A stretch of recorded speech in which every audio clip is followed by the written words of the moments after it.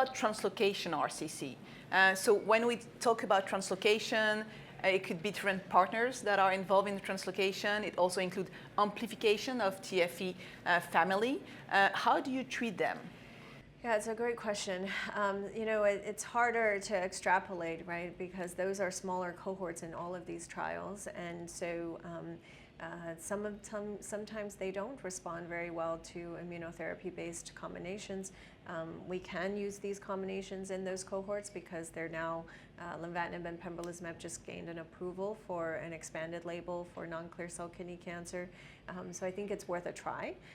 But at some point, there are some partners of TFE that might be those fusions and amplifications that might be more susceptible to an mTOR inhibitor.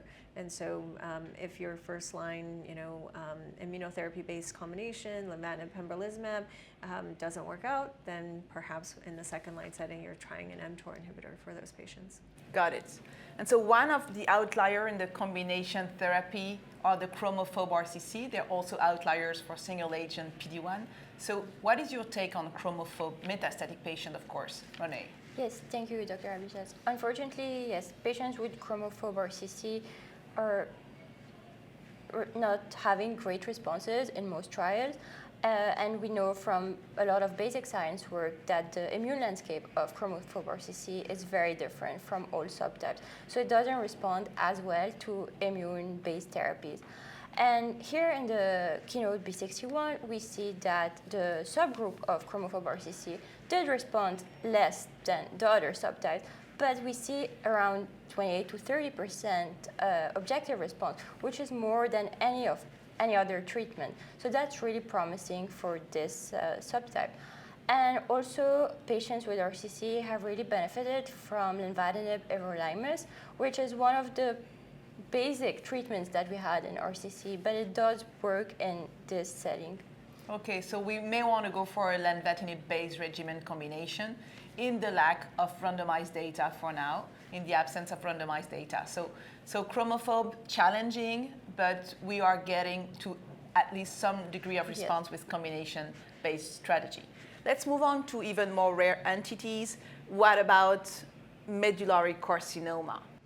Yeah, so renal medullary cancer, I think, is one of the hardest to treat. It's a very aggressive phenotype, often presents with metastatic disease, and it's on the whole a younger patient population.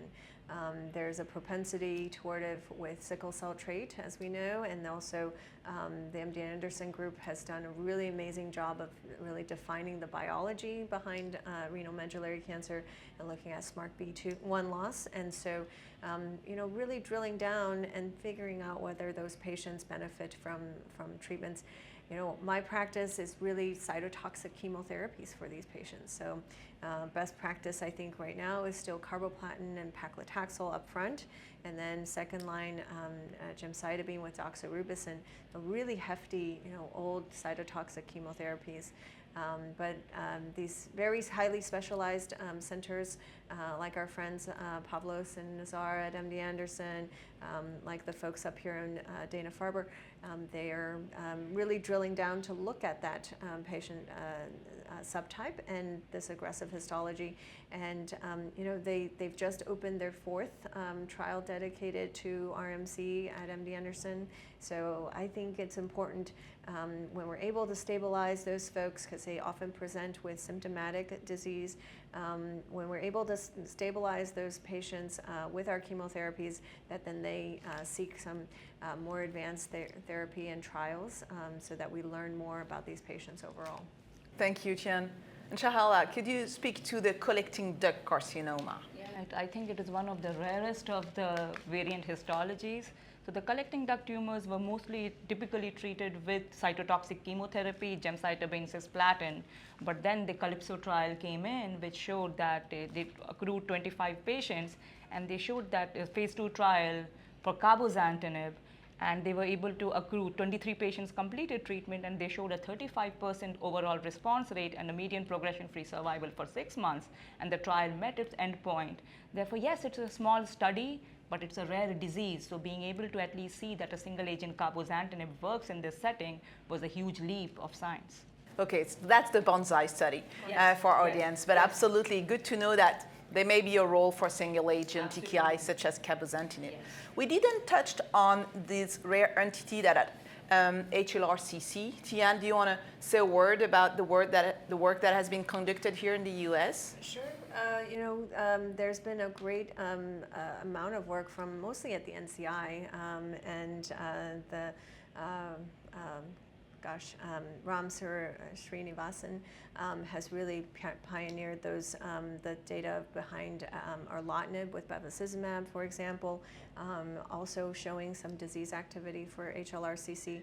I would say for a long time we depended on surgery for these hereditary syndromes, and so a lot of these patients were getting partial nephrectomies and recurrences, and so it's really good now that we have some disease stabilizing treatments that people can avoid becoming dialysis dependent and anephric, for example, and keep their renal function. Thank you. And maybe one word, Renée, on the unclassified RCC. Sometimes the pathologists, despite staining different markers and so on, are not able to make the call. It's usually a rather aggressive disease, right? So how do you treat unclassified? Where they enroll in those studies? Yes, totally. So the name might be misleading because we are classifying this disease based on by default, but also we are starting to see some patterns in this disease, and we're calling it unclassified. There's a lot of work going on in that space, and I think we usually tend to go for combination therapy as well. So yeah, within B61, it was not rare to have unclassified RCC, and they tend to respond like the papillary RCC with about 50% response rate, and having the same benefit with PFS in the range of a year and a half. So even if you have a patient with unclassified, you want to go for a combination therapy. At least that's my take. One word on sarcomatoid. It's not a specific entity. Yes. It can occur on everything. Tian, sarcomatoid RCC, how do you treat them? Yeah, sarcomatoid RCC really can as a dedifferentiated state, right? So it happens across the histologies. This subtype is very sensitive to immunotherapy. So we've seen sarcomatoid within clear cell, and I think we can maybe extrapolate that sort of sarcomatoid dedifferentiation in non-clear cell. They tend to be more inflamed. We saw a really nice talk today at KCRS from Sabina Signoretti, who her lab has been very much engrossed in defining those tumor microenvironment for sarcomatoid kidney cancers, and so more tumor-inflamed microenvironments, a bit more immune responsive. So I tend to go for more of an immune-based combination when I'm seeing sarcomatoid in my clinics.